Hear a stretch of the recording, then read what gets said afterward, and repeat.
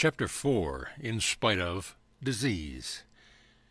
Do you remember the question in the minds of the three women that first Easter morning when they hurried to the tomb? Who shall roll us away the stone from the door of the sepulchre? The stone was the bottleneck that seemed unbreakable. There was a sense of urgency about their trip, for there was a job to be done.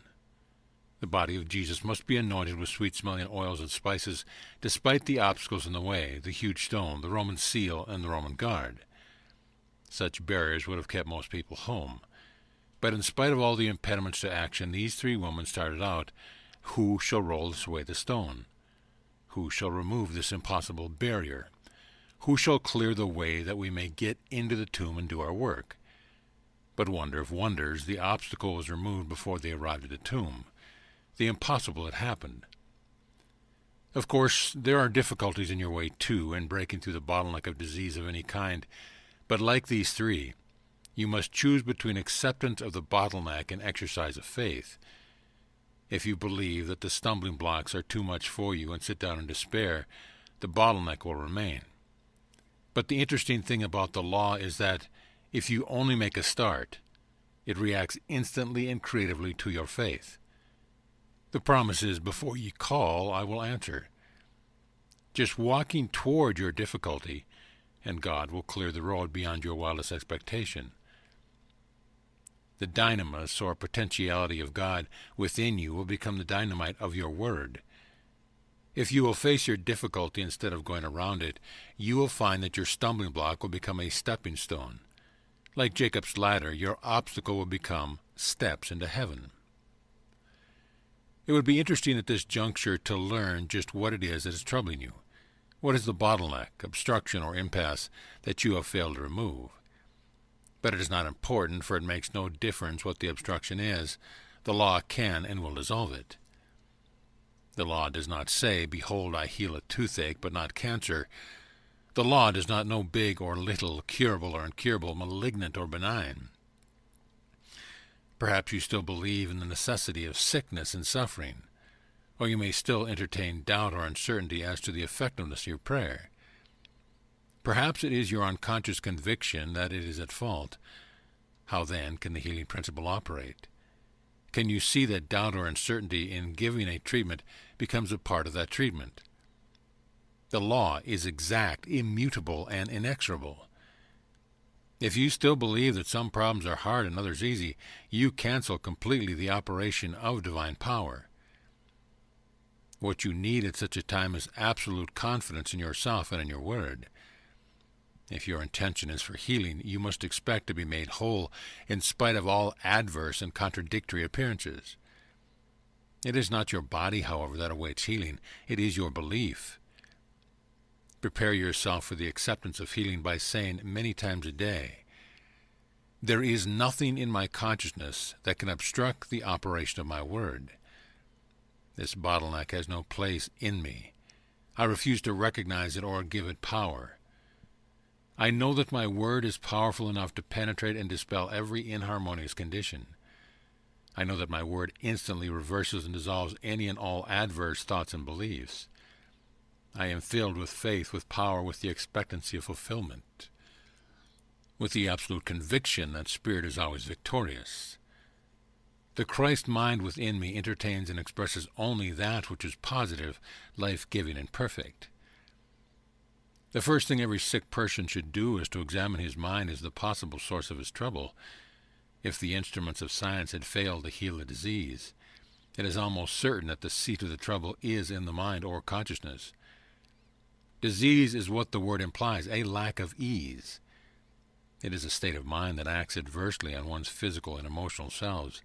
It is an absence of harmony and balance, and this lack opens the body to destructive and foreign elements. His state of mind is the premise from which one's thoughts and action springs. You act as you think. Your state of mind is your consciousness. You express in it all that you say and do. To change any condition in your life, you must first change your consciousness. Well, how do I go about this, you ask? The first thing to do is to analyze your mind, attitudes, beliefs, feelings, mental reflexes, biases, thoughts, and viewpoints. For the outward overt you is determined by what you are like inside. If there is disease or sickness in your body, there must first be disease and sickness in the soul.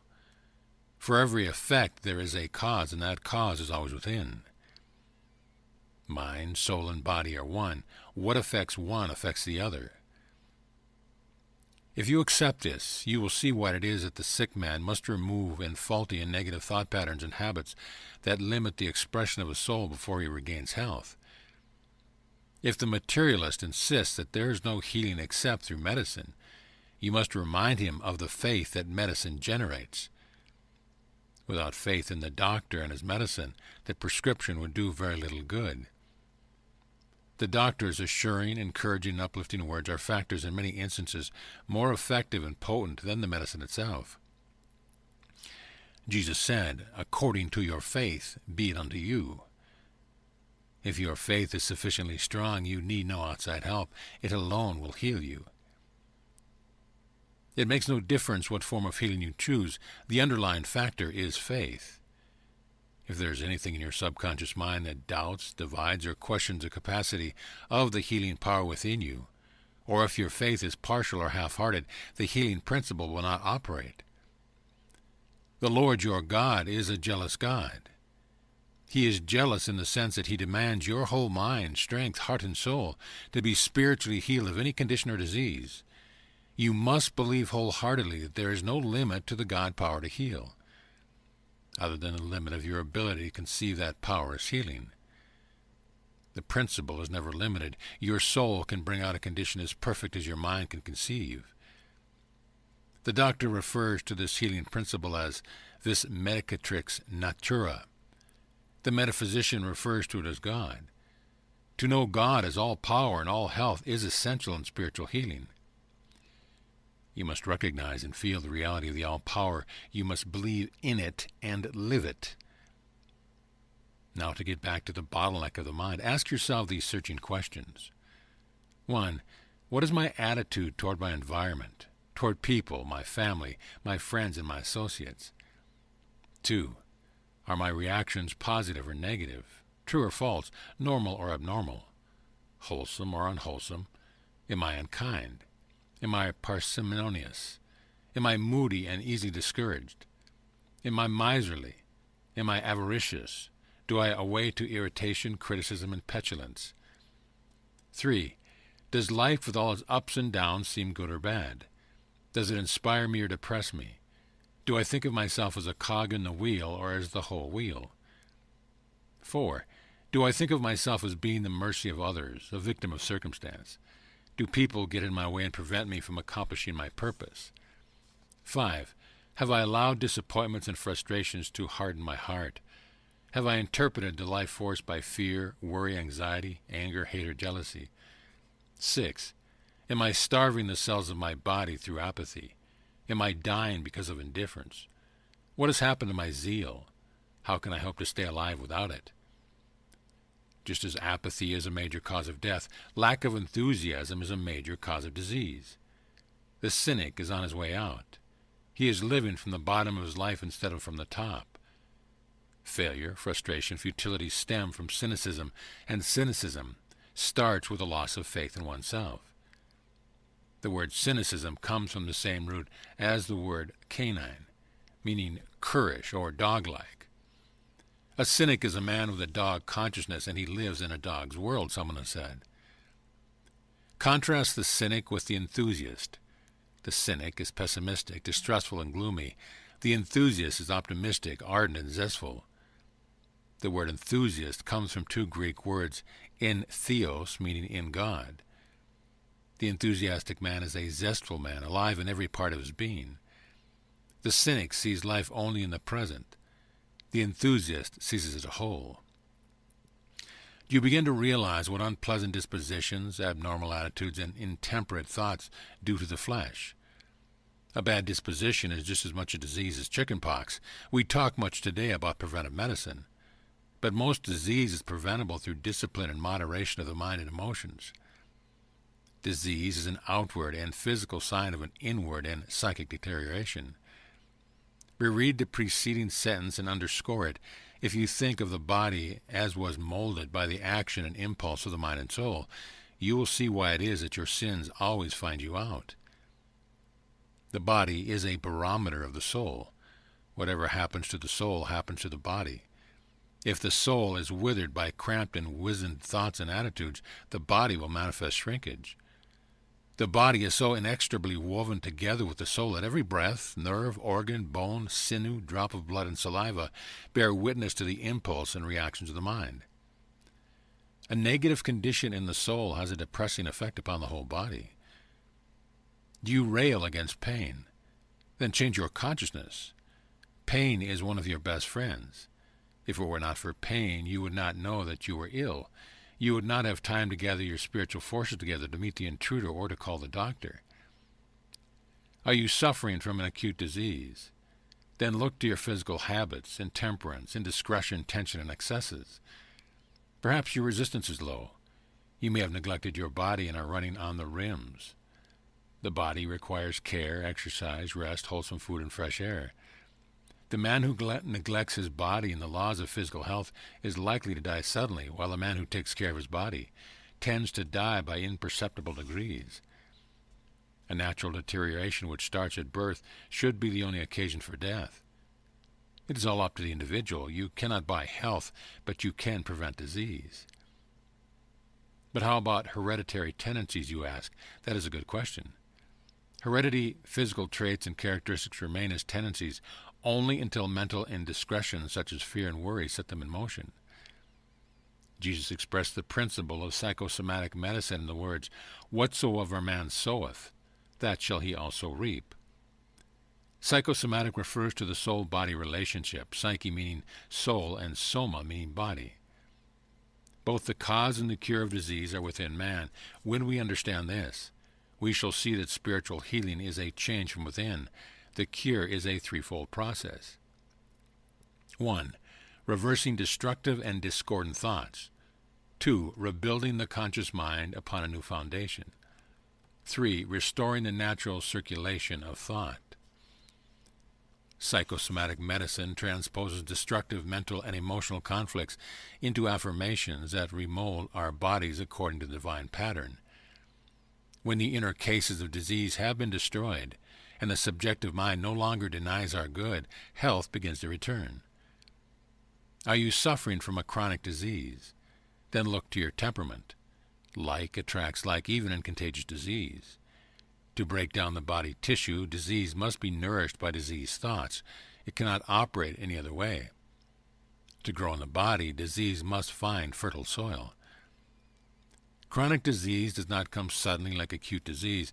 It must be built up through years of abnormal and indiscriminate thinking. That is why chronic disease usually attacks middle-aged people instead of the youth. The chronic disease is an accumulation of perverse thinking that gradually weakens the structure of the body. Chronic disease can be prevented by a perfect relationship between the body and the soul.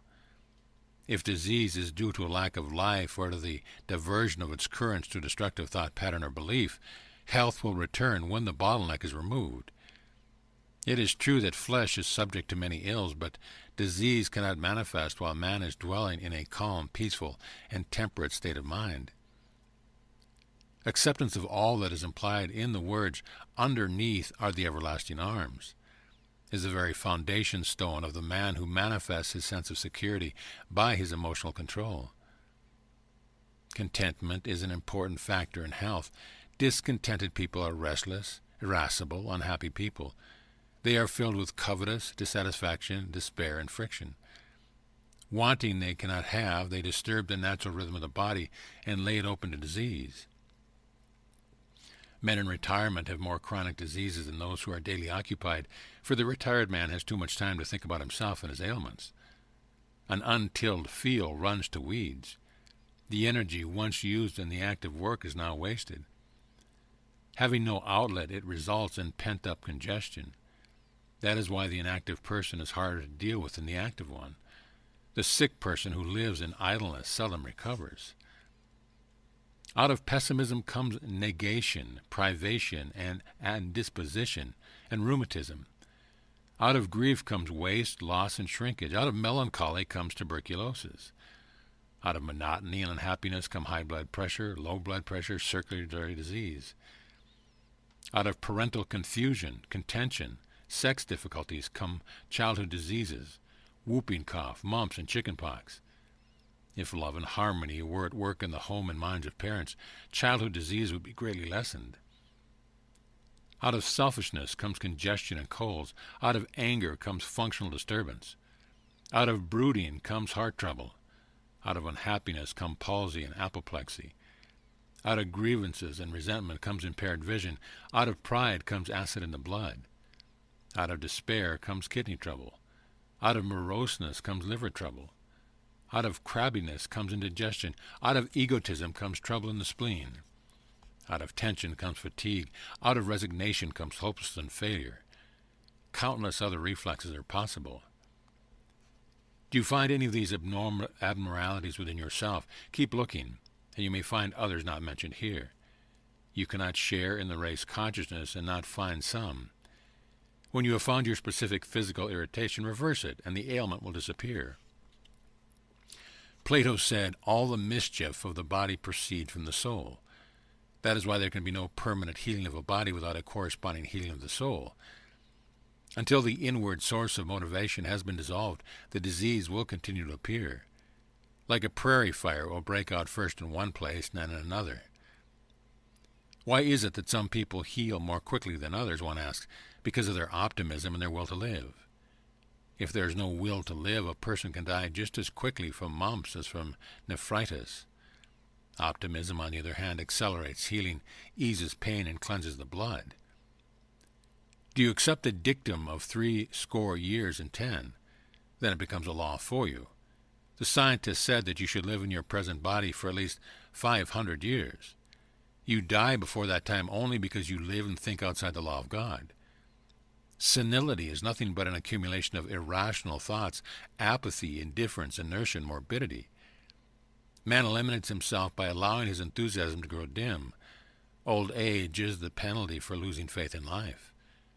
To live and think temperately will postpone senility for many years. But what about germs, someone is sure to ask? That is another good question. Germs are always present in the body, but they are only a secondary factor in disease. Something else must first come. If germs were a primary cause of disease, everyone would suffer in an epidemic. Why, then, are some people immune to germs and not others? Why do they attack at one time and not another? We shall answer both these questions in one sentence. The quality of individual consciousness and the state of health determine the effect of harmful germs. Before germs can take hold, the cell resistance must be low. Immunity isn't in the body, but in the mind. When the mind is God-centered, germs have no place in which to breed. There is no spot in which they can take hold. When every part of the body is in right relation to every part, the body will express perfect health. The old saw, an ounce of prevention is worth a pound of cure, is still true. Unseating the mental cause of disease is just as important for the well person as for the sick person. The well person wants to keep his health, and the sick person wants to recover it. The well person analyzes the inner self to prevent disease, while the sick person analyzes the self to cure it. Health and sickness cannot occupy the mind and the body at the same time. Ease is irreconcilable with disease. Some teachers would have us believe that all illness stems from mental reflux, but this is not the case. There is, of course, no way of telling just how many diseases are of mental origin, but the following statement gives an indication. One doctor says that 60% of his patients are sick because they do not know how to discipline and organize their emotions. A famous clinic is authority for the statement that only 25% of its cases can be handled by the instruments of science, the remaining 75% being the result of sickness of the mind and the soul. End of chapter.